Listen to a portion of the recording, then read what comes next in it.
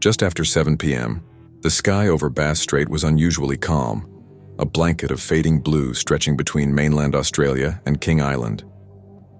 20-year-old pilot Frederick Valentich was cruising alone in a rented Cessna 182, its small engine humming steadily beneath the twilight. Then something broke that calm. "Melbourne, this is Delta Sierra Juliet. Is there any known traffic below 5,000 feet? Melbourne, this is Delta Sierra Juliet. Is there any known traffic below 5,000 feet? No known traffic." Frederick's voice over radio was steady, but the words betrayed something else. Confusion, maybe fear. He was seeing lights, 4 of them, bright, fast, circling above his aircraft. The object, he said, was large, metallic, and moving erratically. At one point, it just hovered. Another moment, it vanished and reappeared, like it was toying with him. Air traffic control saw nothing. Radar couldn't confirm. But Frederick remained firm. It's not an aircraft. And then 17 seconds of strange metallic scraping sounds. After that, silence. No crash report. No wreckage. No trace. What happened over Bass Strait that night has become one of the most baffling aviation mysteries in Australia's history. And to understand how a young pilot simply vanished into thin air, we need to return to the beginning, when his routine flight began to unravel in real time.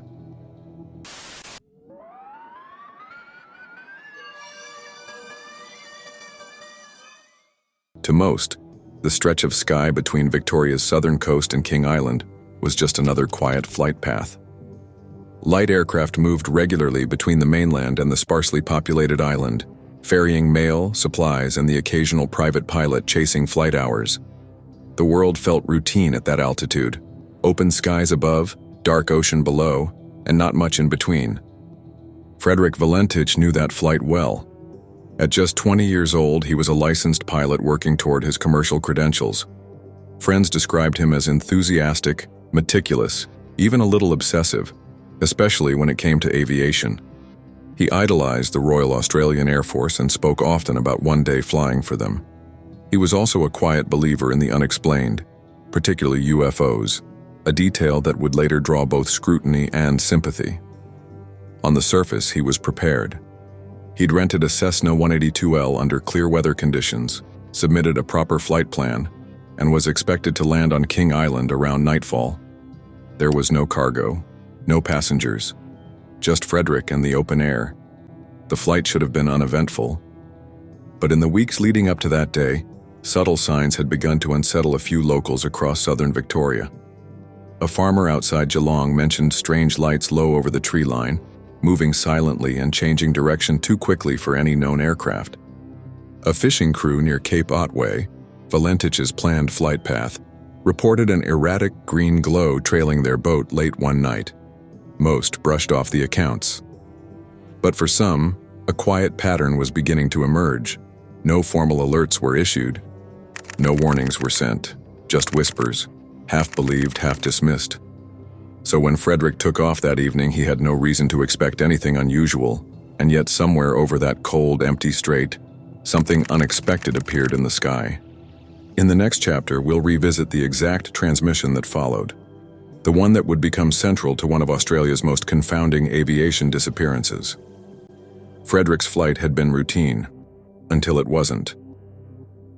Roughly 40 minutes into his journey, cruising at 4,500 feet, Valentich contacted Melbourne Flight Service. His tone was steady, but his words carried weight. "Is there any known traffic below 5,000 feet?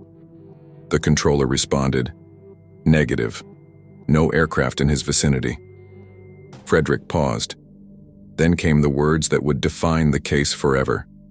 "It seems to be a large aircraft below 5,000, just passed over me." He went on to describe an object, metallic with 4 bright lights, moving erratically above him. He couldn't confirm its shape. One moment it was stationary, the next, it darted past him at incredible speed. "It's orbiting," he said. "It's playing some sort of game, flying over me 2-3 times at speeds I cannot identify." His breathing over the radio quickened. The voice, still composed, was beginning to unravel. From the ground, Air traffic control could hear the tension building but saw nothing on radar, just Frederick's blip, alone in the sky. He reported that the object was hovering and that his engine was running rough. Seconds later, he gave what would be his final clear statement. "It's not an aircraft." Then silence, broken only by 17 seconds of strange metallic scraping noises. No further transmissions were received. At that moment, Valentich vanished from radar. No distress signal, no emergency beacon, no crash detected. The mystery deepened when scattered civilian reports emerged from that same evening. Near Cape Otway, a plumber reported seeing a green light ascending into the sky at high speed. A woman on the southern coast claimed to have seen a silent object zigzagging across the horizon around the same time. All unconnected, except for timing and the direction, over Bass Strait. In the hours that followed, no one knew if Valentich had crashed, been intercepted, or simply disappeared. The Cessna carried enough fuel for only a few more minutes of flight after his last contact. But nothing, no wreckage, no oil slick, no debris, was ever found.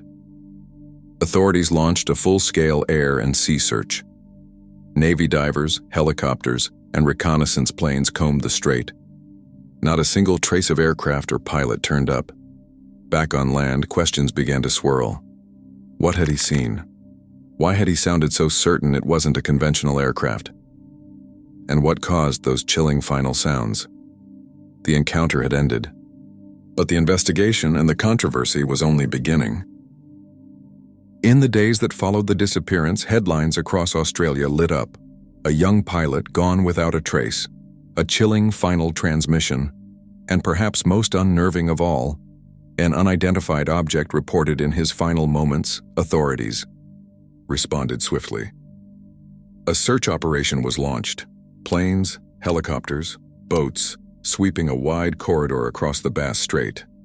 For 4 days, experts combed the waters. Not a single piece of wreckage was recovered.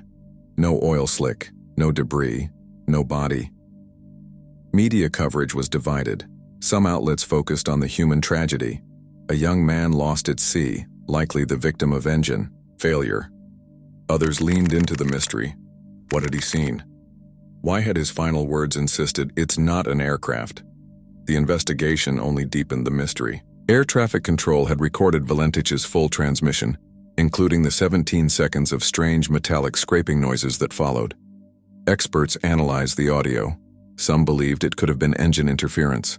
Others weren't so sure. The sound didn't resemble any known mechanical failure. Frederick's father, Guido Valentich, was adamant. His son had encountered something not of this world. He pointed to Frederick's growing interest in UFO phenomena. He had even once claimed to witness a strange light trailing his car at night. Skeptics, however, pushed back. They noted that Valentich had failed multiple flight tests and may have been disoriented. Some theorized he was flying upside down, mistaking the reflection of his own lights on the ocean surface. Others suggested he staged his disappearance, though this idea was undermined by his lack of resources and the absence of any motive. Still, questions persisted. Civilian witnesses came forward. One couple near the Cape Otway lighthouse reported a fast-moving green light hovering over the water that same night. Another man, a farmer, described a shiny metallic object in the sky around the same time Valentich was airborne. None of these reports were formally corroborated, but they added weight to an already unusual case. No physical evidence was ever found. No flight data recorder existed on such a small aircraft. The only record was the voice transmission, unequivocal, in tone clear in fear. Over time, ufologists began to connect Valentich's case to similar aerial encounters globally. The manner in which the object was described, silent, maneuverable, without traditional lighting, aligned with other reports spanning decades, but no definitive link could be made. In the official report, Australia's Department of Transport left the cause of disappearance listed as unknown. They acknowledged the unusual nature of the encounter, but without concrete proof, they drew no conclusions. To this day, the Valentich case remains open. Whether it was pilot error, an elaborate escape, or something else entirely, something we still struggle to explain remains hotly debated. But one thing is certain, whatever happened in those final minutes, Frederick Valentich believed he was being followed, and what followed him may still be waiting above the strait. To this day, the disappearance of Frederick Valentich remains one of the most confounding aviation mysteries ever recorded. No wreckage, no body, and no explanation that satisfies all the questions raised by his final moments. Why did he so confidently insist the object wasn't an aircraft? What caused the metallic scraping sounds that followed his last transmission? And why have no traces ever surfaced, despite one of the most thorough air and sea searches in Australia's history? For his family, the grief never came with closure. And for those who heard his transmission live, that chilling final sentence, "It's not an aircraft," still echoes with unresolved weight. Over the years, the case has become a touchstone for UFO researchers, skeptics, and pilots alike. Some see it as evidence of an encounter beyond human understanding. Others believe the explanation lies in disorientation, technical failure, or psychological stress. But what if both are missing the point? What if the real story lies somewhere in between, the intersection of fear, belief, and a sky that sometimes doesn't answer back? We may never know what followed Frederick Valentich over Bass Strait that night, but the mystery he left behind continues to draw us upward, searching for meaning in the silence between the stars.